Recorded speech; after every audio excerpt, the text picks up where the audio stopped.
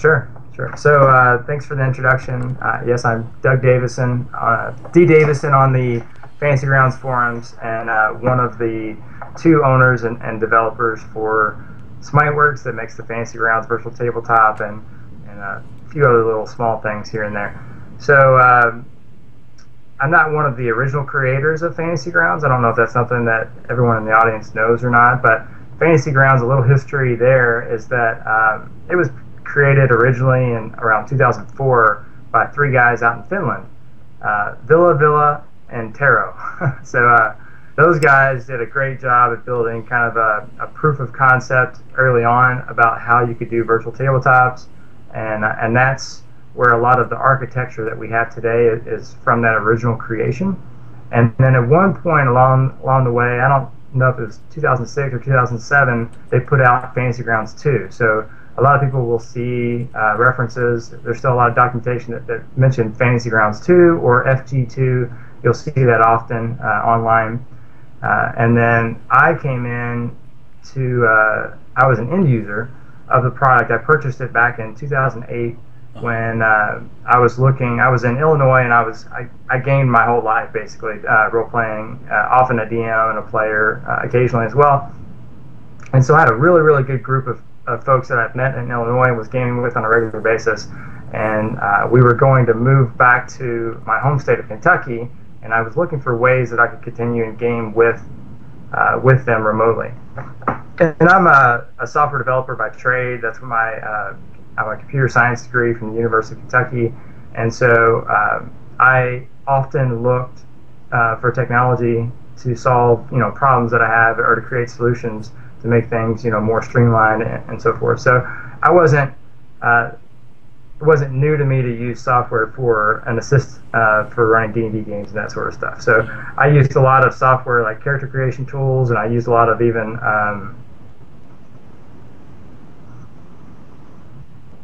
smaller kind of homegrown solutions that may not be known about or whatever throughout the years. One of them was like DM Genie. I use that for a lot of my games. I always like systems where you can modify and go in and do that sort of thing, where you can like change the system and write your own little snippets of code or change the look and the feel or how something functions. And so I found that right away with Fantasy Grounds. So I looked at Fantasy Grounds, and I think there was Battleground.net out there, and then there was Map Tools, and I think there were a few other ones out there, D20 Pro as well. And so I looked at all those different solutions, and Fantasy Grounds really kind of resonated with me personally. A lot of it was because I really liked the aesthetics of it. And I've dabbled at that point in time. I dabbled a little bit in some graphics and some art and that sort of stuff. But I was mostly a programmer, a hardcore kind of like back-end programmer kind of guy, database person. And also someone who just doesn't mind going in and hacking things and figuring it out. So I found Fantasy Grounds to be very, very, very flexible. And so the first thing I wanted to do is I wanted to build a Star Wars Saga Edition rule set, because that's what I was planning on running my group with. And so I was able to build one of those systems just for my own use, and I was starting to populate it out and load it up with a bunch of images and putting in all the stats and NPCs and that sort of stuff for my game. The funny thing is that I never actually got that game off the ground. It never ever took off. So I invested, a fair amount of time building out this rule set, but it did make me think that Fantasy Grounds was a very serious platform. I mean, it was very well thought out. It was very well planned. The architecture that they had come up with wasn't perfect, but was really, really pretty robust. So I was also, at that point in time, I had my own software development company. I was a software consultant, and I would go into all these different industries, and I would build manufacturing, automation software. I would build stuff for the health insurance industry or for hospitals or whatever. And so I had that company, and I had 8 employees or so at that point in time. And so I was moving to work remotely out of Kentucky, and I was thinking about selling that company because I didn't enjoy running it, from one state with all my employees in the other state. So I ended up reaching out to the original creators of Fantasy Grounds and asked if they'd be interested in selling the company. And at that point in time, there was no indication that they were looking to sell the company. From all you know, from all inclination, they were doing quite well at that point in time. I sensed that they maybe had a little bit of burnout, like they were maybe not communicating as well as they could on a few things, like new enhancements and that sort of thing. And I saw some other opportunity that I thought we could take the company in a little bit different, you know, route. And so we went back and forth. Originally, they said, no, we're not interested in selling it. And then we kind of talked back and forth and came up with you know, I started to get them to throw out some numbers that we could at least start talking about. And so once we did that, we went back and forth a little bit more. And I also, at that same time, reached out to John Gregory, who many people on the forums will recognize as Moon Wizard on the forums. He's the other owner today. So I reached out to him because he was out there in the community. He had built a Dungeons & Dragons 3.5 edition rule set that was frankly better than the rule set that came packaged with the program. It had all these like extra little automation features built into it, and was very popular. People were using that instead of the one that came with the program. Wow. And then he also was making really good progress in making a 4th edition rule set. That's what ended up being the 4E rule set today. So I reached out to him when I was in negotiations with Smiteworks, Limited out of Finland, and just asked him, hey, you know, I see that you do the same sort of stuff, you know, that I'm doing as well, and you're obviously very skilled at what you do.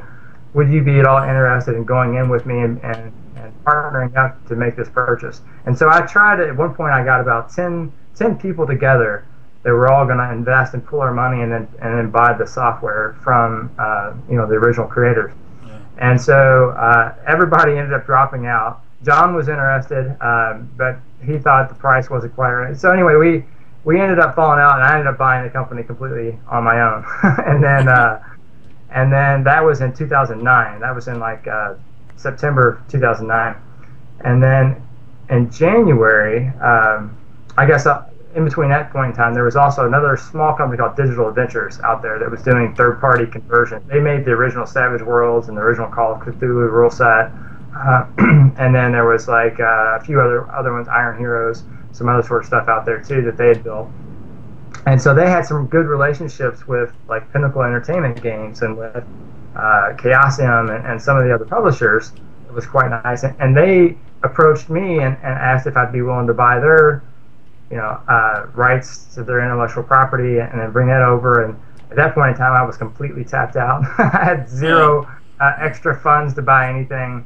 But we were able to still come up with something. You know, they were so anxious to kind of get, you know, they just wanted to kind of like divest themselves of it and then move on into other areas. So, you know, again, I saw that as another opportunity, and I, you know, found a way to make that work out.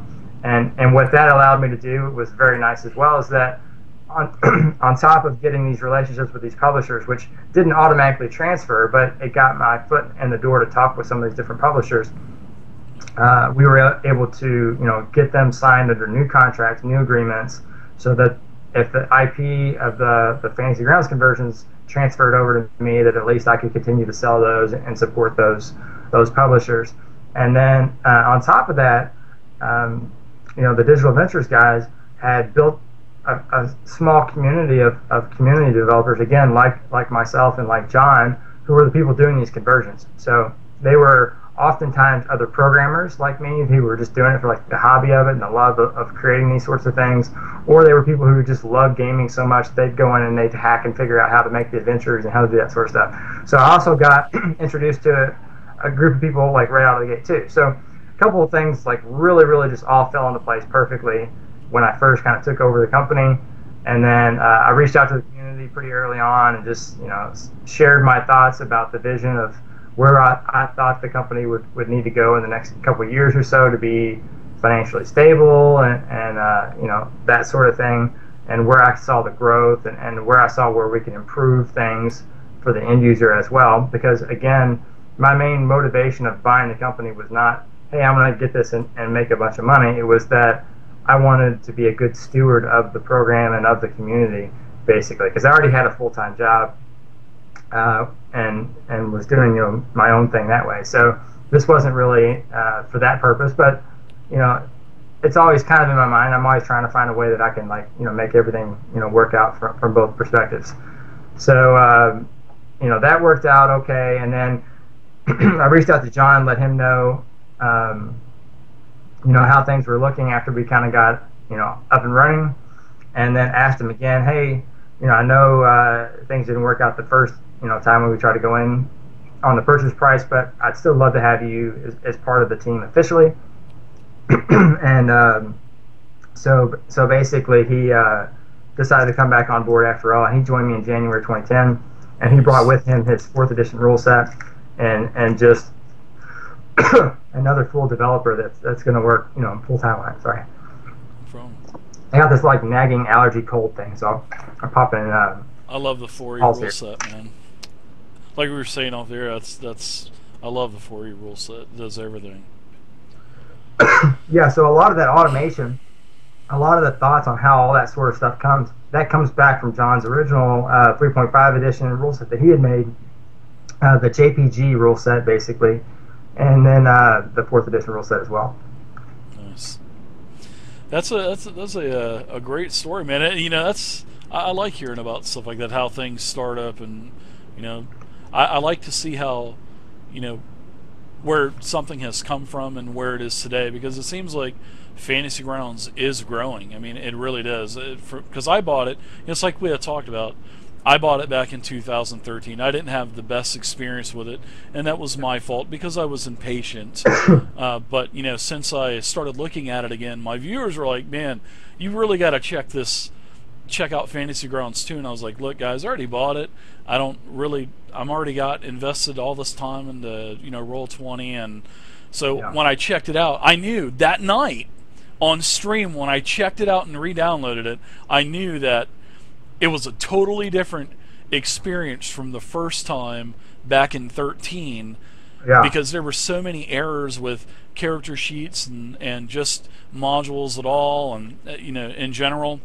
And then the next time I purchased it, the Steam Summer Sale was up, and that's when I just killed the Steam Summer Sale, man. I was like, I got to get this rule set, I got to get this rule set, and then it's like, I know that now I'm committed, and then I basically took all of my games that I was, doing 4 games a week I do, and I just moved them over one at a time. So, I mean, it's an awesome product, man. One of the things that I see a lot is we'll have so obviously it's been in constant development, from the moment we took ownership of it. It's been constantly developed, and so a lot of that is myself and John kind of learning how the original creators that kind of put all that stuff together, the guys from Finland, and then changing a little bit.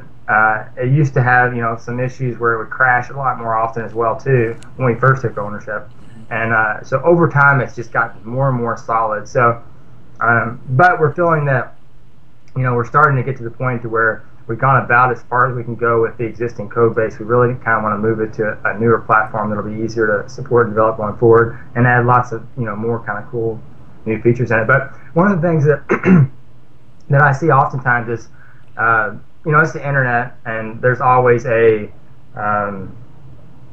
pirated versions floating out there. And with a product that's as old as ours is too, the other thing is there's a lot of bad copies of Fantasy Grounds floating out there, and that we fixed issues way a long time ago. But I still see that sort of stuff floating out there all the time too, and that's the part that bothers me the most. Is not even if it's people that if people have already bought it, all they have to do is re-download the thing and run it, and it'll update itself automatically, just like what you did. But the people that only ever had an experience with the versions that are floating out there, that are those like version 2.0.12 is the latest kind of hacked version that I think that has been floating out there at some point. That's a bad version. I'm like, if that's what people's experience is with Fantasy Grounds, don't base your understanding of what Fantasy Grounds is based off of that. I just ask people to, if nothing else, try us out. The newest, latest versions that we have. If you have the old version, just update it. And if people wanted to try it out for a month, if people are just dissatisfied, we give refunds no questions asked, basically. So, and that's how it is on Steam too. And they made that policy change, so now that's across the board with Steam. anybody can buy it. They can try it out and they can say, okay, it's not for me, or whatever. Or what I would hope even better is that people have an issue, they try something out, something doesn't work right, or it doesn't appear to be working right, or whatever. We try to be real responsive, both on our support at smiteworks.com and on the forums as well. We got our community members are awesome about solving issues and helping people running and so I'm super glad to hear that some people actually got you to go back and try it again and stuff too, because that was my viewers, man. They just kept pounding me about it, and I was so stubborn, and I kept saying no, I had a bad experience, and I was like, guys, I'm not doing that again. I'm already, but I did, and that night, seriously, Doug, that night I was like, man, this is what I envisioned it, 2 years prior to buying it. And I was like, yeah, this is going to work out really good, because I love 5th edition, and it's pretty hard to get a license with Wizards of the Coast now, especially anything that has to do with the 3 letters VTT, because they've been burned in the past about that. And for Fantasy Grounds to get that license, that's huge, man. So that tells me that things are going good over there, because Wizards wouldn't have never signed up for that to begin with. So coupled with that and retrying it, I was like, all right, let's go ahead and try this out. And then I just dove in and bought the player's handbook, and then I saw how awesome it was, how everything was drag and drop, and then I said screw it. And then I think like 30 minutes later I bought like everything else, fanned over, and I was like, all right, I'm committed. And that's when I was like, man, I'm gonna move everything over. So well, even with that sort of stuff, like even the 5th edition rule set, just where it's gone in the last several months has been it's been drastically changed and updated. So we continue to add more things to that too. So I'm by the same token, it's like it's not a people sometimes it's nice when we actually have people who subscribe as well, because that's like a constant funding of development. But we're not standing still and just selling one product and hoping we make as much money off of it. We want it to be the best product that it could possibly be, and we know that there's a lot of stuff that we can continue to add that we haven't added yet. It just takes a lot of time to add those things in, but we've got a pretty good vision on what it needs to be, and we're just working on it all the time. Yeah. Well, that leads up to like one of my first questions is, you talked about yourself and Moon Wizard as basically being the 2 main programmers for this. I mean, do you have any plans on expanding the your crew later on, with maybe adding more developers and maybe community managers and stuff like that? Yeah, definitely. Now, I don't want to say it's exclusively us, because we have, I think, 26 community developers as well. So those are all people who are paid commissions on development, that sort of stuff. So without them, we wouldn't have hardly anything in our library like we do today. And we have more people who are constantly approaching us and saying, hey, can I help out? What can I do? That's awesome. I'm always amazed at the number of people who are they'll send in resumes that are just amazing, and they just want to work on it. They just want to help and do that sort of stuff. And we have people that give us, offer assistance completely for free without even, they're like, I don't even need money or anything, because they're like, I'm well paid what I do or whatever, because these are like, high-end tech people and that sort of stuff who are just wanting to be a part of the community and help out and give back to the community and stuff too. So we have a lot of those people that do that. On the 5th edition rule set specifically too, a special shout out to Zeph Ponis, who's on the forums as Zeus. People have probably seen him. He's been a tremendous help for Fantasy Grounds for quite a while, actually. He did a lot of help with us on our 4th edition rule set as well. He helps us reskin things a lot. He's one of those rare people who's got very high-end technical skills, but also a very good artistic eye and the ability to implement things. He's just one of those phenomenal people that we actually tried to hire him, but we can't afford him. He's damn good. So that's the thing is that some of these people that we're working with are so talented that we wouldn't be able to hire those people full time because those people are very rare commodity, and we're just blessed that they feel like they want to share some of their time with us after they get done with their regular job to do some development, that sort of stuff. But we are looking to probably hire maybe 1 or 2 people here pretty soon, I think, because we want to get some other full-time kind of resources in there. And we're looking at other things too. We're reaching out to a few other people who, especially in the Unity space, to help us move things along a little bit faster. Because right now it's just John's doing a lot of that work on his own right now, kind of in a vacuum, and I haven't even been able to log in and crack it in quite a while. So it's almost exclusively fallen to John on the Unity port. So he's made a lot of headway, but it's a big project. So we're looking to maybe get some more assets in there and help him kind of push that along a little bit faster. So with my next question is, with this talk about the new Unity, this is basically going to be the new Fantasy Grounds, correct? Like a major upgrade. Is it going to be called Fantasy Grounds 3, or is it going to have a new name altogether? Yeah, we still have to tackle that issue, and that's a pretty big issue to figure out. What we've done traditionally is that every single upgrade to Fantasy Grounds has always been completely free and completely just like, hey, you have Fantasy Grounds, you have Fantasy Grounds. It doesn't matter. And technically, it's version 3.0 point something right now. And so we've already gone from 2 to 3, and that was a pretty big upgrade.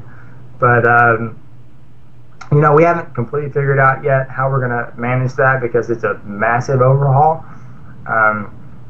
But we have a few things that we really are going to try to stick very closely to. So that would be, for instance, we're going to, sorry, my video keeps freezing up on me. Oh, that's all right. So, we're looking at everything that we have right now. All of our DLC has to be supported in the new system. So that's mostly just a data structure and a layout, and some of that might need to change to do a few things that we want to do in Unity, but we're going to be looking at doing it as, if nothing else, an automated kind of conversion process so that everything can kind of pump through there and convert over to this newer version. So whether or not we're going to call that Fantasy Grounds X or, or slap a version number, it's going to be Fantasy Grounds 4 maybe or something. We haven't completely decided on yet. The idea that I like the most, and I've shared this with the community already, this is how I kind of envision it going, is that we will probably, when we get much closer, like within the point of being 30 to 60 days or maybe 90 days at most of actually having it pretty much released and ready to go, we're going to probably launch a Kickstarter just to bring more awareness to Fantasy Grounds in general, more so than to actually like raise money and stuff.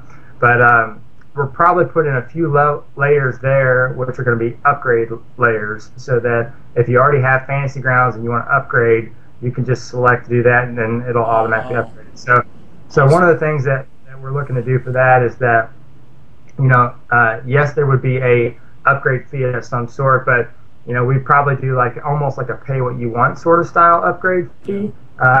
And then some people would maybe automatically get it. So what we don't want to have happen is we don't want people to hold off on buying a license now because they're like, well, if I buy a license now and they come out with a new version, then am I just screwed or what? So we definitely don't want to have any of that whatsoever. So what we think is going to happen is we'll have a window of time and we'll have like a pay what you want, and it'll be like, okay, so if you bought an ultimate license or a license within the last 6 months or a year or whatever, then you'll if you just back us for $1 on the Kickstarter, then you basically get the upgrade or something.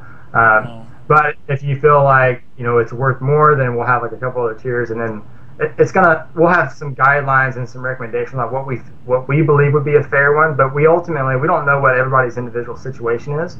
Like, I don't know if you used it once a month for the last year. I don't know if you used it 4 times a week or 5 times a week, or only how much value you got out of it.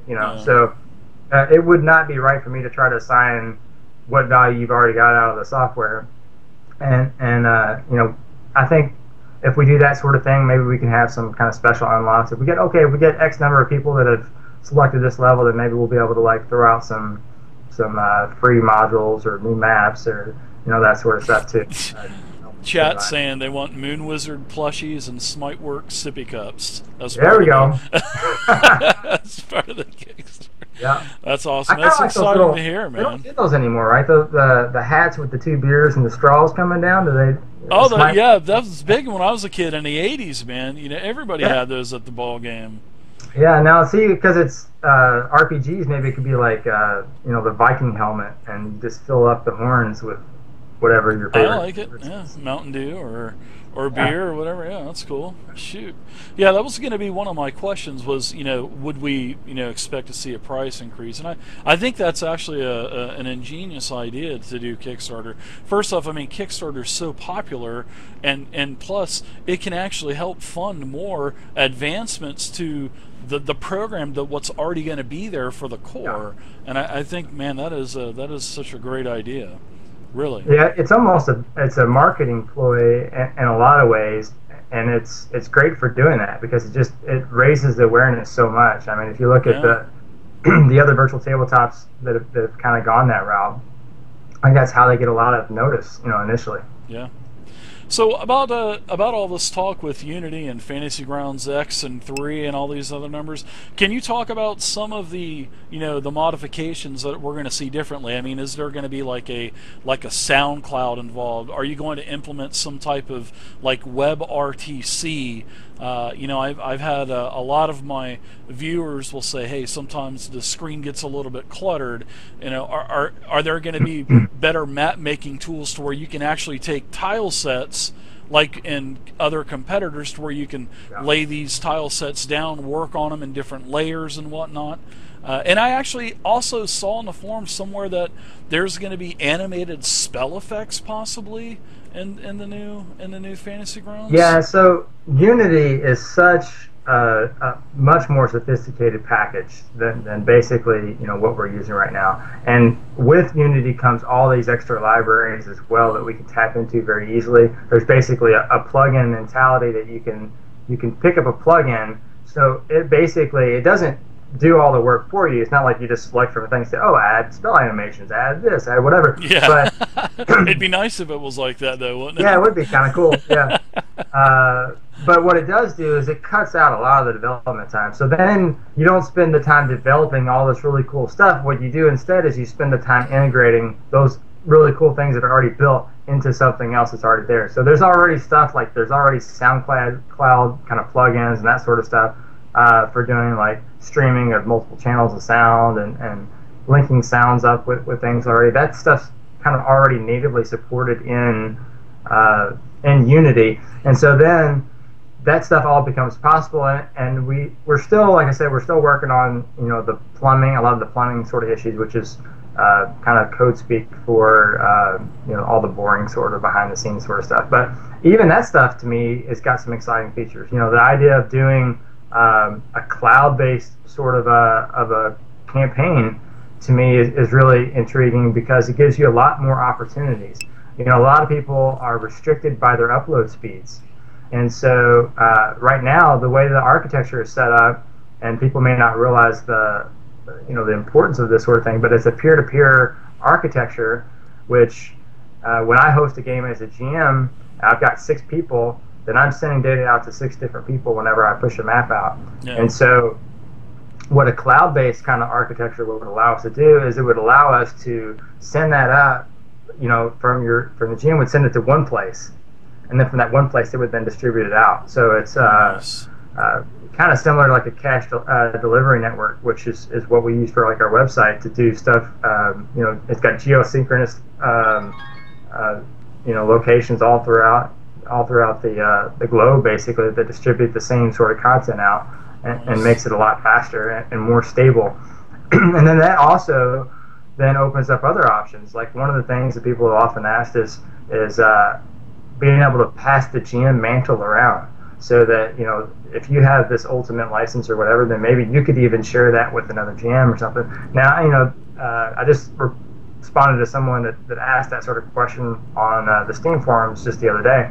And that also raises some other things that we have to consider, just because, you know, we have to make sure that, okay, well, is this going to cause us any issues with with content sharing and that sort of stuff that our publishers may or may not like. So we have to look at it, not just from a technical standpoint, hey, can we do this technically, but can we do this technically, and can we do this in a way that also supports our partners and doesn't break any of our agreements with our publishers and that sort of stuff too. So,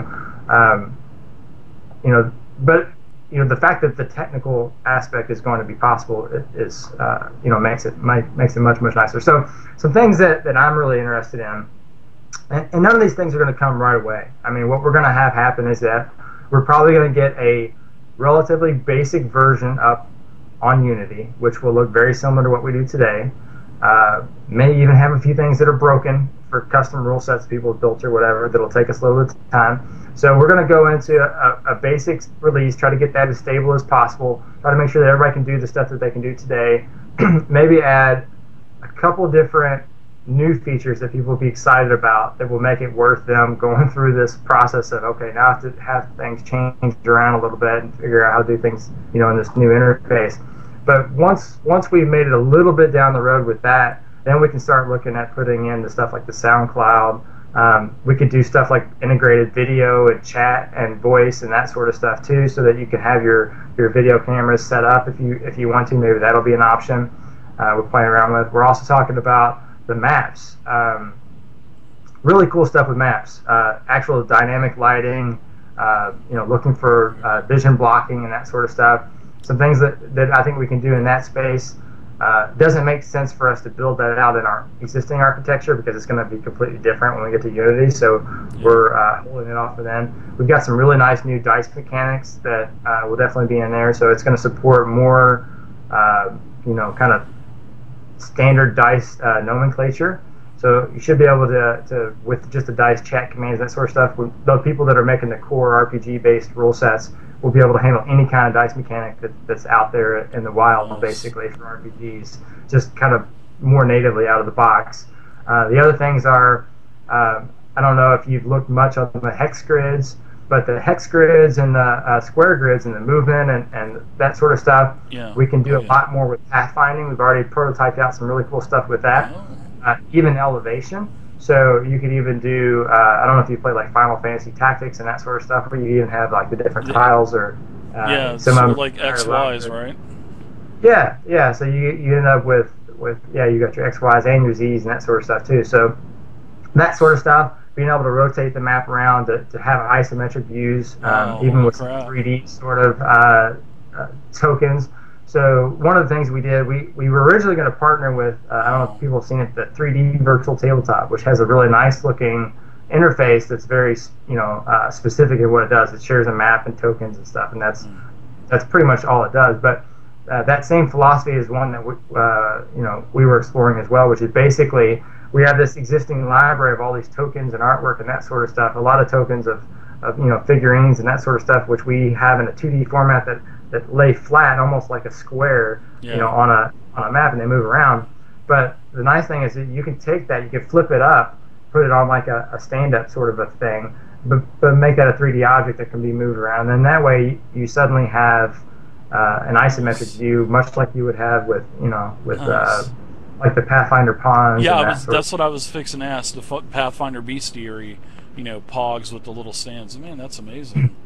Yeah, so I mean that kind of stuff, it opens a lot of doors, and then it also opens the ability to even do full 3D rendered things as well. And so I don't know what sort of options we'll have with that. One of the things that I see is that the big players like Wizards of the Coast, they actually have 3D objects that they've sent out and got sculpted and made miniatures for. So I don't know if this is ever going to be a possibility, but just the thought of it is kind of interesting and exciting. Is that could we even take those and take those original 3D designed objects, and could we put them into digital format that people could use too, so that just like the miniatures that you have at the table, you're actually moving the real miniatures around and doing that sort of stuff. And I played around with one. It's not quite granular enough yet, but I've got this thing called Structure Sensor, which is a 3D scanner that you can hook up to. You actually hook it to your iPad. And so what it does is it has a camera here and it has an infrared scanner here, and it takes an infrared, which basically fully 3D maps an object, and then simultaneously it takes the camera and it paints it with actual color. And so it works great for like humans and objects that are like the size of like like a cup or whatever, but doesn't quite work yet for the smaller 25 to 28 millimeter kind of range. It doesn't grab all that detail yet, but it's getting really close. And so definitely longer term. I mean, that stuff's just going to keep getting better and better and better. Oh, and I could see doing that sort of stuff where you can like scan in an object, put it in. Maybe we'll build some like custom little hardware to like rotate it around and take all the little points and then map out a 3D object that you can do. And I would love to have all my miniatures in a digital format, because when I run, I've got I don't know how many thousands of little plastic figures. But finding the damn figure I need if I'm trying to do something on the fly is almost impossible. Yeah, it is. So that's the same thing with me. I'm looking through Tupperware bins to try to find something. Yeah, and once you get too many, it's not really usable anymore. And then you never have as many as what the adventure calls for. If you run any of the like straight out of the book ones, you're like, oh, I need 8 of these guys, and I've got 5 or whatever. So you end up processing figures in and that sort of stuff. And so the idea of doing a 3D object in a digital format that you could just say plug in however many you need and awesome. kind of go that route would be sweet. Pretend these 8 orcs are 12 goblins, and been there, done that, man. Oh yeah. Sounds awesome. Some of the features. I mean, so what kind of time frame are we looking for the new Fantasy Grounds or Fantasy Grounds X or 3 or 10 or 4? Yeah. I mean, that's a really difficult question, and if I throw any sort of date out there, John's gonna get pissed off at me. So I'll kind of pull back from doing that. All I'll say is that progress is continuing. It's come a long way, but we kind of took a step back to get some of the plumbing sort of stuff done. So early on, and I released a couple early screenshots of a few things we were prototyping out. Those things looked beautiful, and you got up and running really pretty quickly. But the problem with that sort of stuff is, and this is something that people in programming development understand, is that sometimes you can look like you're 90% of the way there, and you're actually much lower. Yeah. So we've kind of flipped that around a little bit. Now we're going back and we're working on all that sort of stuff before we start showing too many more, kind of screenshots and that sort of stuff. So we're going to put the screenshot stuff in at the last minute, once we're very far along. So I would say it's definitely 2016. There's nothing in 2015 that's going to hit. Yeah. Right now we're trying to manage that with some changes and some updates that we need with the 5th edition and with the other rule sets. And so John's looking at doing another patch right now for the existing engine, which has got some pretty cool little features in that too, coming out. And that's going to have some enhancements for 5th edition that will help us with like the Dungeon Master Guide and some of those things too. So, so we're kind of having to hop back and forth a little bit. And like I said, we're a little bit light on resources.